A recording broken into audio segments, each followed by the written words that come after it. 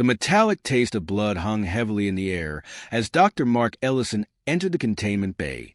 The overhead lights cast a cold, sterile glow on the reinforced steel floors, which reflected pools of dark crimson that spread from the loading dock to the center of the room. His stomach tightened. Something large had bled a great deal. His boots made a dull splashing sound as he approached the motionless figure on the floor. The Grow was the largest predator on planet Y-47. If you combine an Earth grizzly with a prehistoric saber-toothed cat and gave it the intelligence of a pack-hunting carnivore, you still wouldn't quite grasp what made this creature so terrifying. It was 3 meters long from snout to tail, its massive limbs rippling with muscle beneath thick obsidian black fur. Razor-sharp, retractable claws, each as long as a combat knife, were half extended. Its powerful jaw, lined with serrated teeth, hung slack with exhaustion. It was dying. The deep, jagged bite wound on its right flank was swollen and dark, the tissue around it beginning to fester. Blood still seeped from fresh claw marks, streaking across its shoulder and exposing raw muscle beneath. Mark had seen enough animal wounds in his career to recognize an attack from its own kind, but what struck him more than anything was the fact that it was here at all. A Grow wouldn't just allow itself to be captured, let alone brought into a human facility. Someone had found it, subdued it, and hauled it onto his clinic floor. That alone was an impossible feat. Behind him, Dr. Vinzel stood rigidly, arms crossed over his narrow chest. The alien veterinarian's smooth violet skin almost glowed under the lights. His elongated head tilted slightly, a gesture Mark had come to recognize as disapproval. "I will not treat it," Vinzel stated. Mark glanced at him, exasperated. "Excuse me?" Vinzel's black, pupilless eyes remained unblinking. "You do not understand what you are dealing with." Mark turned back to the Grow. It let out a ragged, shuddering breath, its massive chest barely rising. It wasn't going to last much longer. "I understand that," Mark replied. "If we don't help it now, it's going to die." Vinzel exhaled slowly. "That is the natural order." Mark clenched his jaw. "Are you serious? You're the colony's designated alien vet, and you're just going to let it bleed out." Vinzel's nostrils flared in irritation. The GRC is the apex predator of Y-47. It does not accept help. It does not tolerate weakness. If it is wounded, it either recovers or perishes. That is the way of its kind. Mark knelt beside the beast, carefully examining its wounds. And if it was just out there in the wild, sure, that might be the case. But someone brought it here. Someone wanted it treated. Vinzel remained silent. Mark wasn't sure if it was out of disapproval or because he secretly agreed. Either way, he didn't care. He moved in closer. The gross eyes flickered open, dark, bottomless pools clouded with exhaustion, but still aware. Mark swallowed. Even near death, this creature radiated raw power. A deep, rumbling growl vibrated through its throat, but it lacked the strength to lift its head. Its nostrils flared, taking in his scent. Vinzel took a cautious step back. "You are making a mistake," Vinzel warned. Mark ignored him. He reached for his medkit. The bite wound was the biggest concern. It was already showing signs of infection, and if it spread, the Grow wouldn't last another day. His gloved hands hovered over the wound, hesitant. The beast's deep breathing was slow and labored. He took a calming breath and murmured, "Easy there, big guy." Another low rumble vibrated through the creature's chest. Its claws flexed against the floor, but it didn't strike. "Good," Mark said quietly. "Just hold still, buddy." He grabbed a syringe and prepared a local anesthetic. The gross thick hide would make this tricky, but he had one chance to do it right. Vinzel clicked his tongue disapprovingly.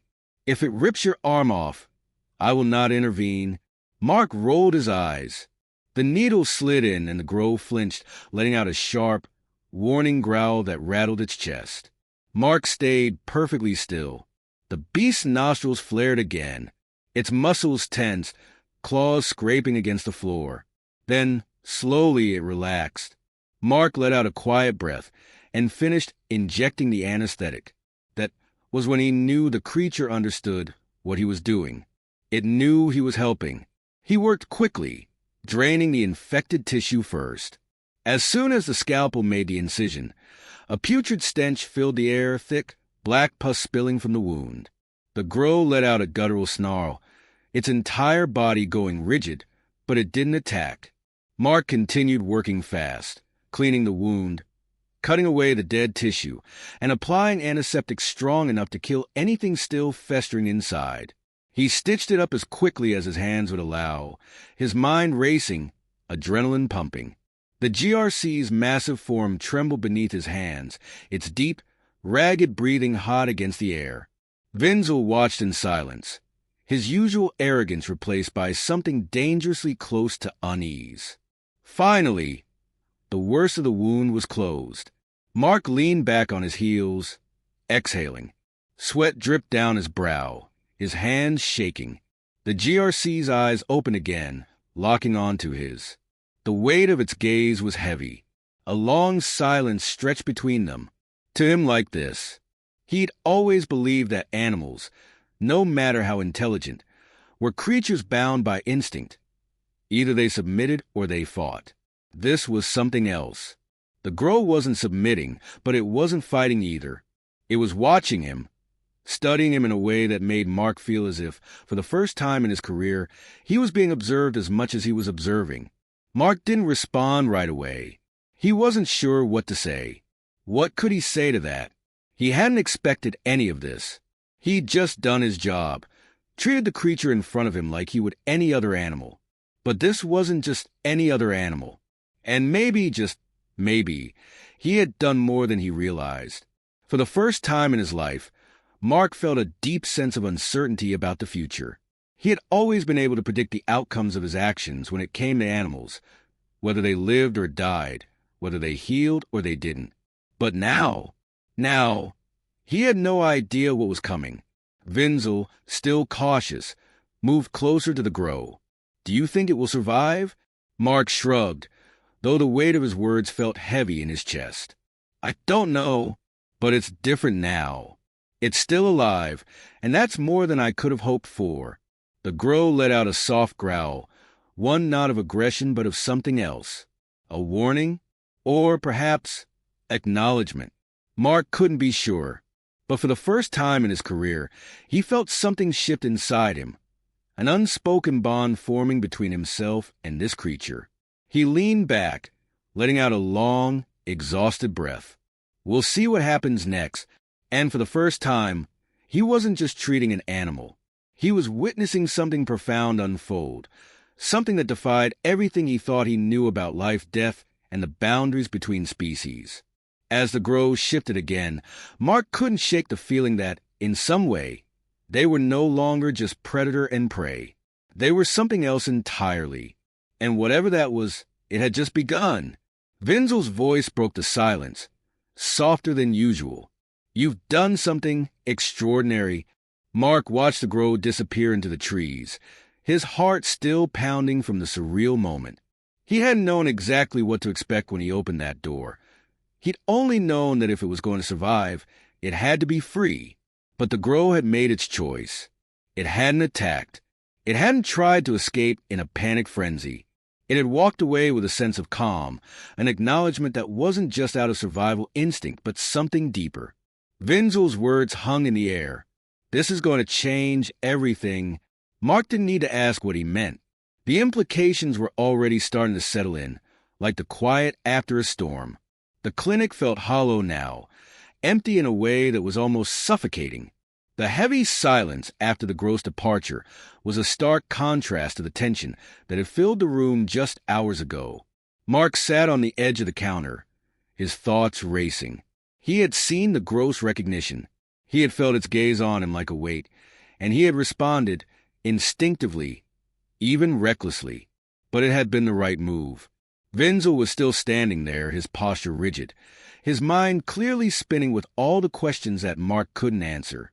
He had no idea what had happened between him and the Grow, what had allowed them to establish some kind of truce. Was it a fluke?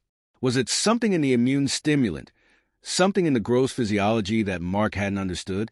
He wasn't sure. But what he did know was that something fundamental had shifted. This wasn't just a creature anymore. It was an individual. And for reasons beyond Mark's understanding, it had trusted him. It had let him heal it, had let him touch it when it could have torn him apart. Mark didn't look at Vinzel as he spoke, his voice low but steady. Whatever happens next, we're not looking at just another predator anymore. Vinzel's reply was quiet, his voice thick with disbelief. No, we're not. Mark felt the weight of the moment sink in as he ran a hand through his hair. This wasn't just about healing. This wasn't just about saving a life. This was about breaking down the barriers between human and beast, between species that had never before been connected. What that meant for the future, Mark had no idea. But one thing was certain. This was only the beginning. The Grow was out there now, somewhere in the wild, and the world had changed. The lines between predator and prey had blurred, and Mark, for better or worse, had played a part in that. He just hoped they were both ready for whatever came next,